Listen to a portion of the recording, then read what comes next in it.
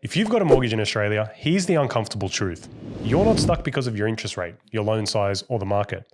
You're stuck because one behavior pattern you repeat every single month without realizing it. And it's costing you years. I've been helping people structure their loans for over a decade, and I'm seeing the same patterns repeating over and over when it comes to those who want to pay off their mortgage sooner. It's not what they know, it's what they do with their money the moment it hits their account. So in this video, I'm going to show you the exact behavior shift that changes everything and how debt recycling becomes the ultimate test of whether you can actually execute it. Here's what you're about to see. The one money habit wealthy mortgage holders follow religiously that Australians never adopt. How debt recycling exposes whether you have the discipline to build wealth or you're just going through the motions. A real number walkthrough so you can see this behavior in action. And the psychological traps that blow up even the smartest loan structures. By the end, you'll know exactly where you stand, what behavior you need to change, and whether you're ready to stop treading water when it comes to your mortgage. Let's dive in. If you think your behavior and approach around money and your mortgage is healthy, I want you to stop and be honest with yourself.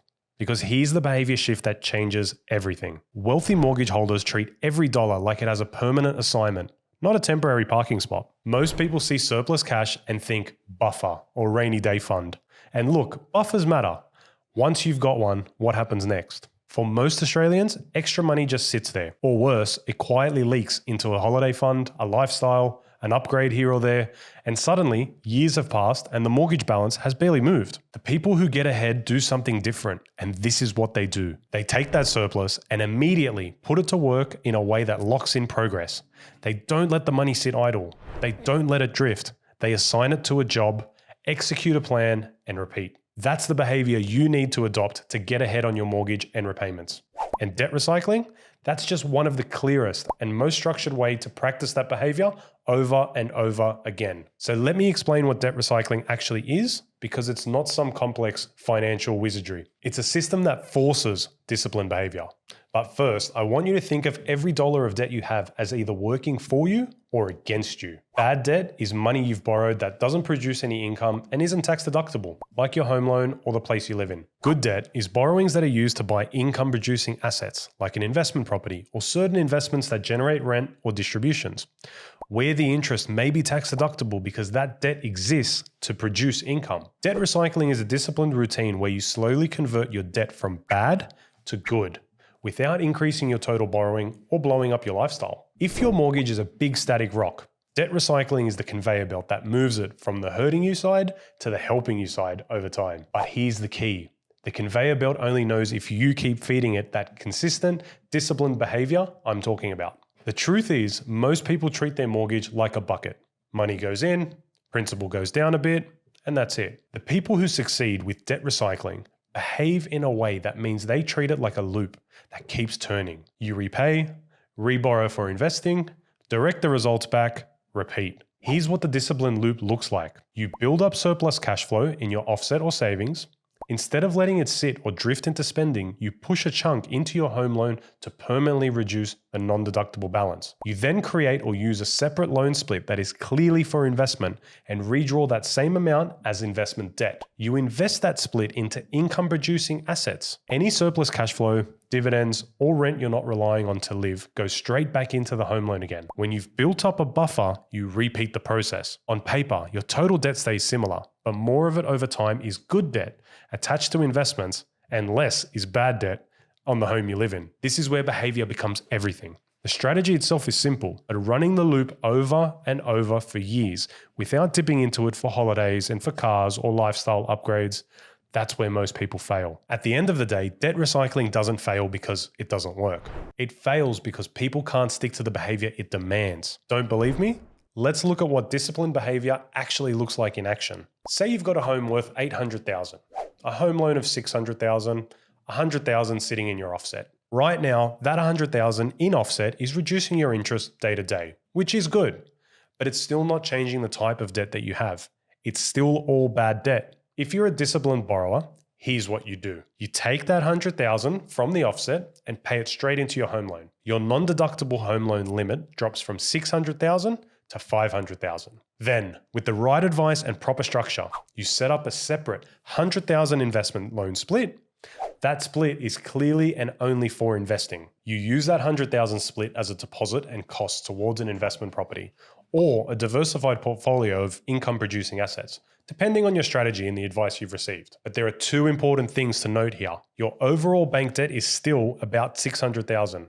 You haven't suddenly gone to $700,000 or $800,000. The $500,000 on your home is bad debt, and the $100,000 on the new split is potentially deductible as good debt because it was borrowed for investment purposes. And here's where the behavior separates winners from everyone else. Instead of letting rental income, dividends, or surplus cash just disappear into lifestyle, you direct as much of it as possible back to hammer down the $500,000 home loan. Once your buffer is rebuilt and your situation still stacks up, you repeat the cycle.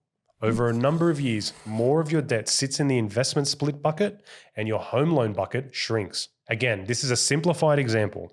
You need to run the exact numbers with your advisor and your accountant for your situation. But you can see the shape of the behavior. It's consistent, it's patient, it's disciplined. And look, on paper, all of this sounds very neat. But in real life, the biggest problems never come from the bank systems or strategy itself. They come from human behavior. I see the same patterns over and over again.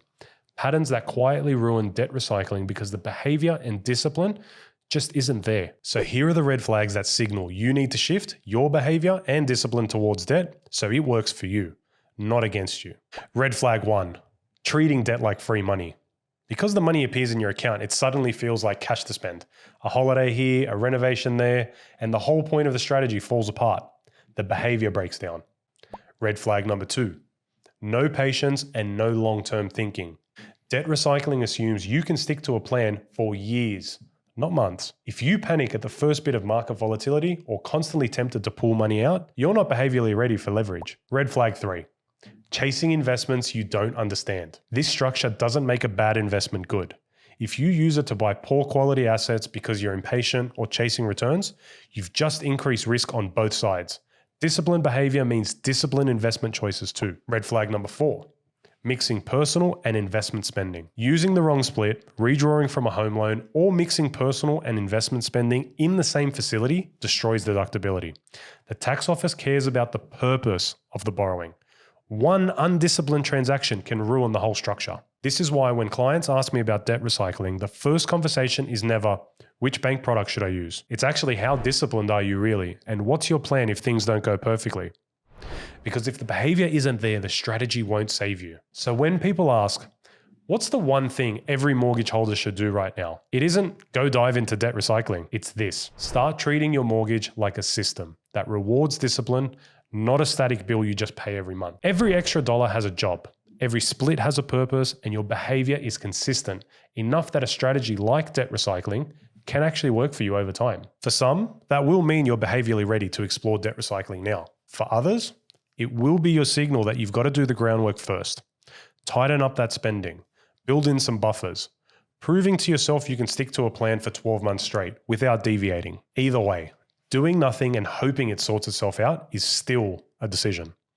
And it's a decision that locks you into a behavior pattern you already have. If you're watching this and thinking, I genuinely believe I have the discipline for this, but I have no idea how it would work with my numbers, then it's time for an honest chat. At Trelos Finance, this is the kind of work I do every day. We look at your current home loan, your equity, your cash flow, and we map out whether a disciplined debt recycling approach is realistic for you, or whether we need to focus on foundation work first. But more importantly, we have an honest conversation about your behavior, because I'd rather tell you you're not ready than set you up with a strategy you can't maintain. If you want that clarity, there's a link below where you can book a no obligation call with me. If you own a mortgage and you've been in set and forget mode for years, this is the moment to at least find out whether you have the discipline to do something different. See you in the next one.